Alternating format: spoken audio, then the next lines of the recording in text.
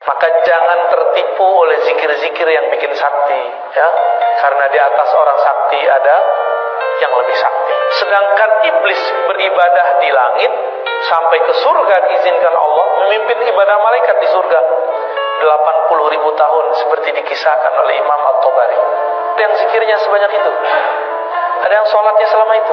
Maka kalau hitung-hitung zikir sama sholat, kalah kita sama iblis, ya. Jadi jangan lawan setan dengan ibadah. Lawan setan cuma dengan satu hal, ikhlas. Lawan setan itu cuma ikhlas. Ikhlas itu mengembalikan, melepaskan semuanya kepada Allah Subhanahu wa ta'ala. Assalamualaikum warahmatullahi wabarakatuh. Bismillahirrahmanirrahim. Ashhadu an la ilaha illallah wa ashhadu anna Muhammadar Rasulullah. Allahumma salli ala Sayyidina Muhammad wa ala ali Sayyidina Muhammad. Rabbi israh li sadri wa yassir li amri wahlul 'uqdatam min lisani yafqahu qawli. Amin. Bismillahirrahmanirrahim. Salam hormatku buat para sahabat-sahabatku tercinta, baik yang ada di dalam ataupun yang ada di luar negeri.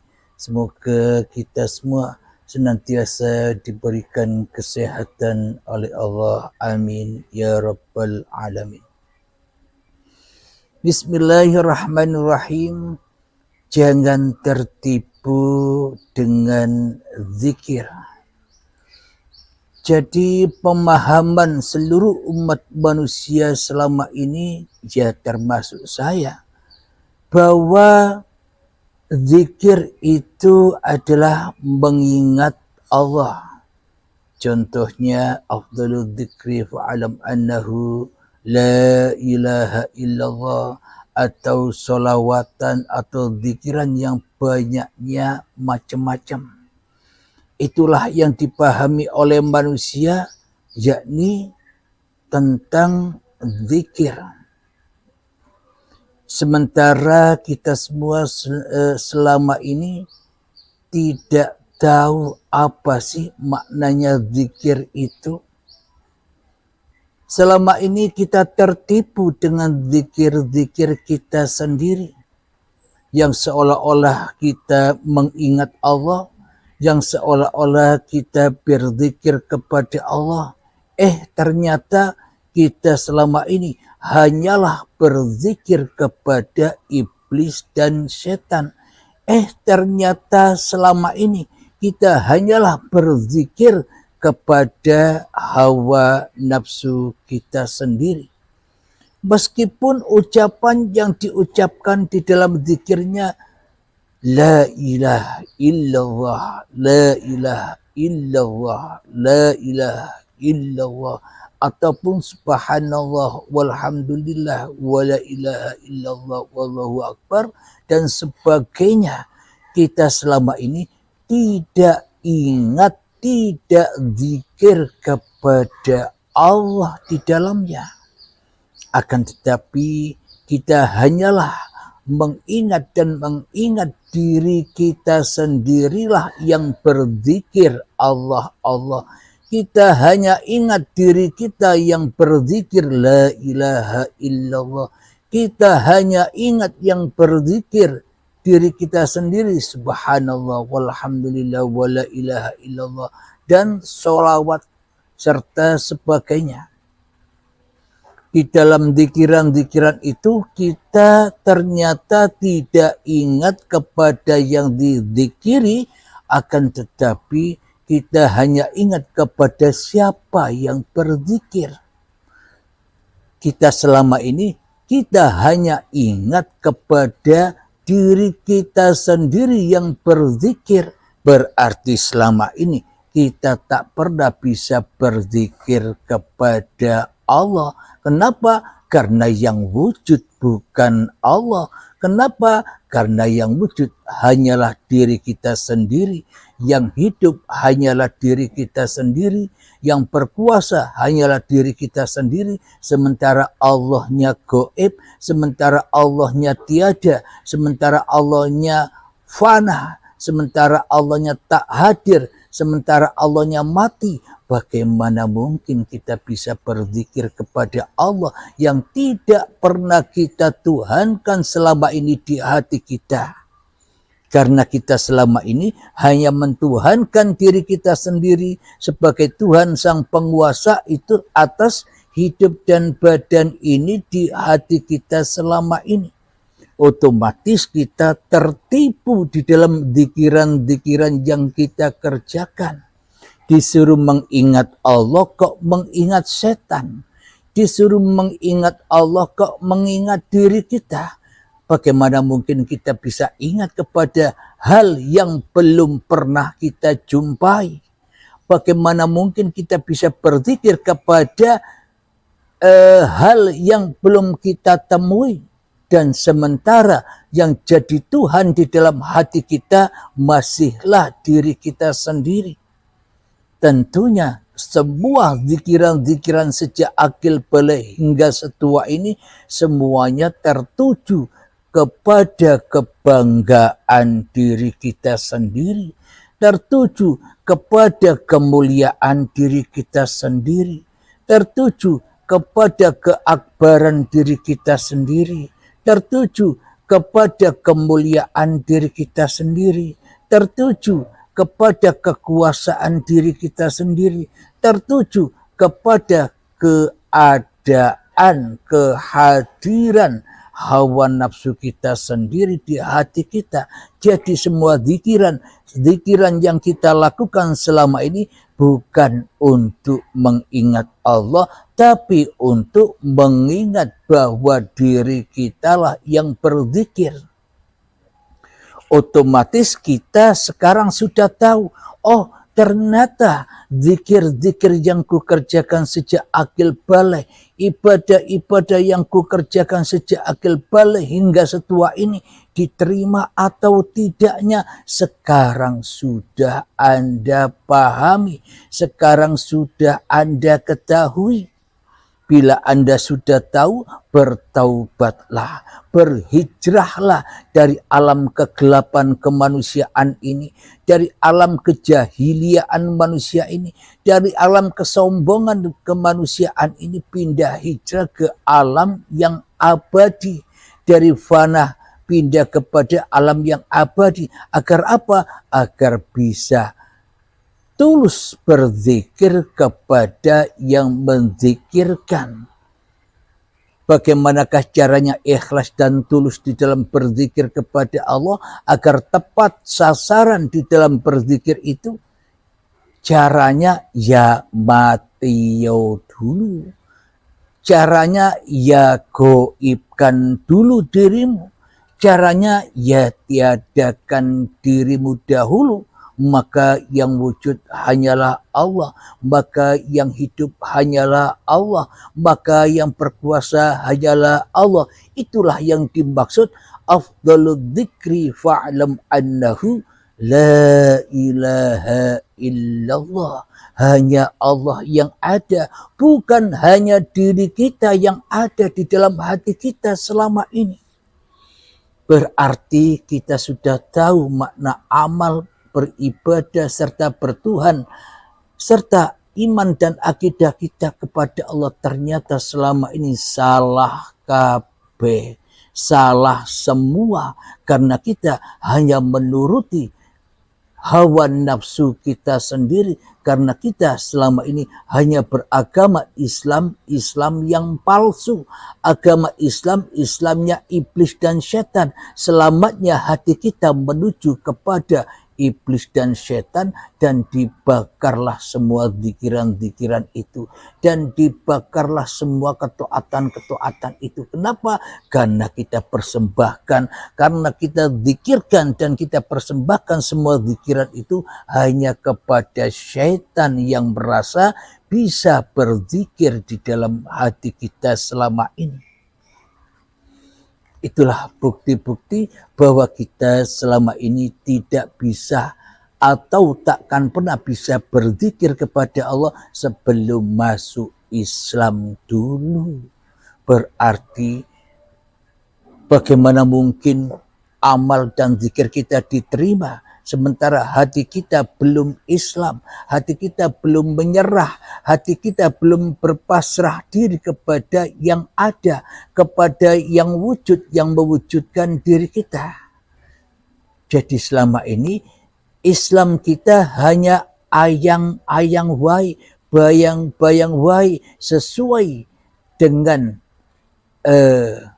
kemanusiaan kita sendiri. Islamnya versi manusia, bukan inna dina indallahil Islam. Kenapa? Karena yang ada hanya manusianya di hati kita, karena yang wujud hanya manusianya di hati kita, karena yang hidup hanya manusianya di hati kita. Maka semuanya agama dan bertuhannya ala versi syaitaniyah, versi iblisia, karena kita selama ini disesatkan, dipulangkan hanya kepada akhir dari perjalanan zikiran-zikiran kita, kita aku sebagai zikir kita selama ini.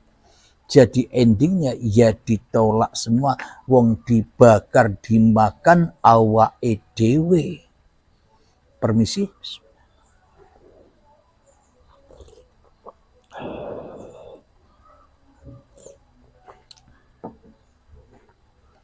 Jadi selama ini kita berzikir-zikiran itu hanya guyonan wae.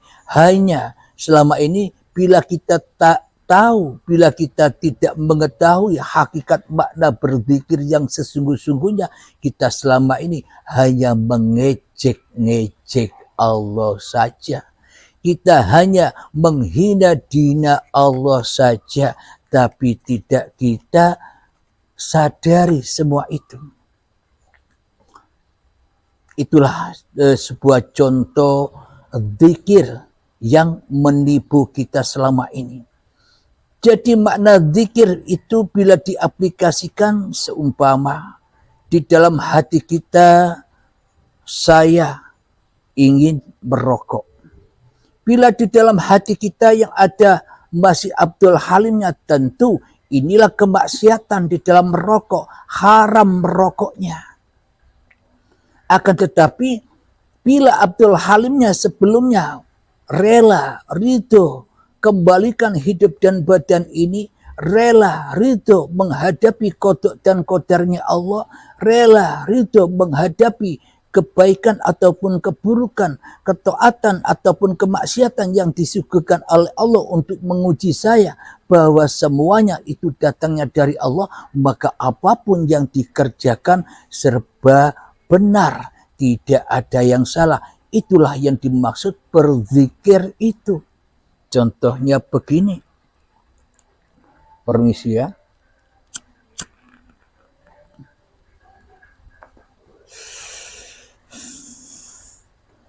Jadi bila masih manusianya yang ada yang wujud di dalam hatinya, pasti merokok atau duduk ini atau bicara ini pasti teraku-akui bahwa semuanya itu lakunya manusia.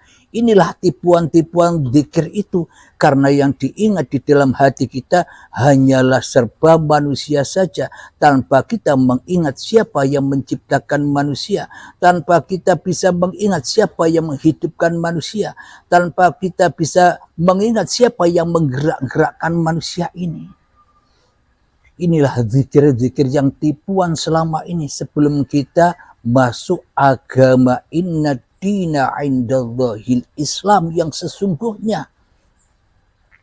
Jadi Islamnya bukan Islam kata-katanya, Islamnya bukan Islam halusinasi, tapi Islamnya Islam yang nyata di dalam masing-masing hati kita. Siapa yang ada di dalam hati kita selama ini yang berkuasa? Bila masih manusianya, tentu semua zikirnya pulang kepada manusianya, pulang kepada iblisnya, dibakar di dalam anar, disiksalah kita di dalamnya.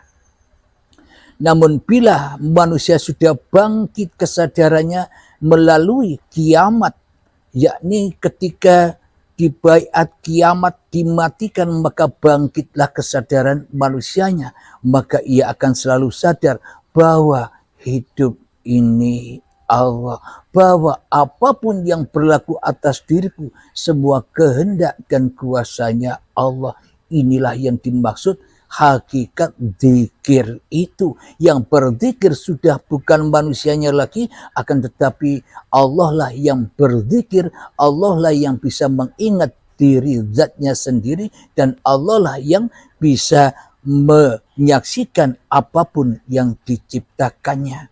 Jadi hakikatnya, hakikat berzikir kepada Allah itu ketika kita sudah tak bisa berzikir-zikir lagi, apalagi berzikir kepada Allah.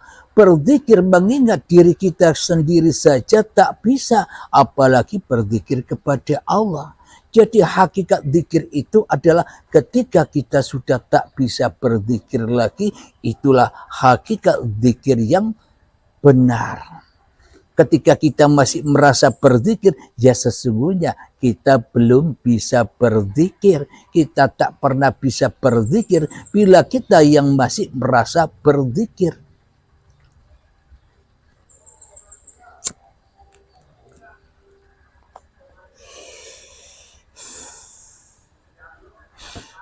Jadi segala perbuatan, segala pergerakan yang ada di tubuh ini diawali dengan kun. Kun yang ada di dalam hati, kun. Maknanya kun itu kehendak. Aku mau minum contohnya.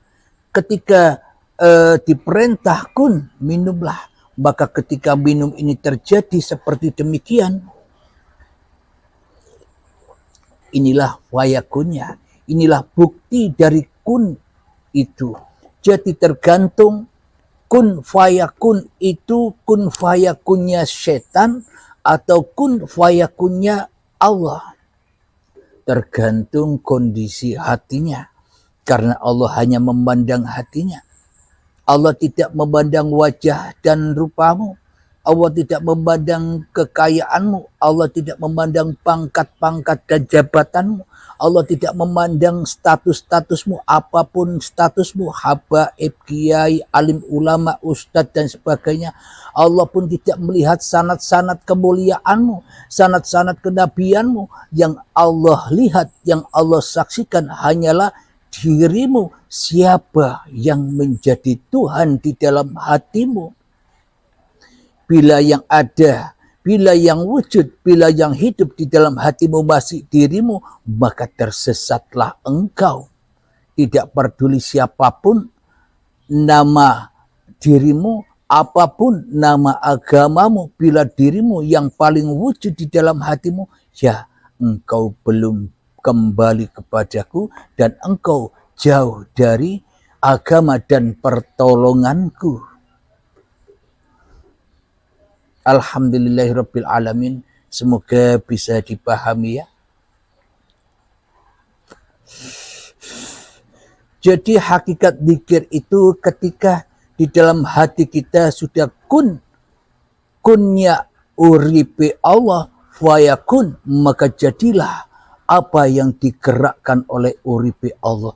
Jadi apapun pergerakannya, apapun perbuatannya, apapun aktivitasnya, semuanya serba kun fayakun bila manusianya sudah mati, bila manusianya sudah menemui pintu baiatnya, bila manusia menemui pintu kiamatnya, maka akan menghadapi kodok dan kodarnya Allah. Selama ini kita hanya menghadapi kodok dan kodarnya setan. Selama ini kita hanya mendapati kodok dan kodar diri kita sendiri. Baik dan buruk yang kita lakukan sendiri. Taat dan maksiat yang kita lakukan sendiri. Semuanya masih bertemu dengan hawa nafsunya daripada bertemu dengan Tuhannya. Ketika hamba belum kiamat, belum iman kepada hari kiamat, maka tak akan pernah bisa bersahadat melakukan rukun Islam.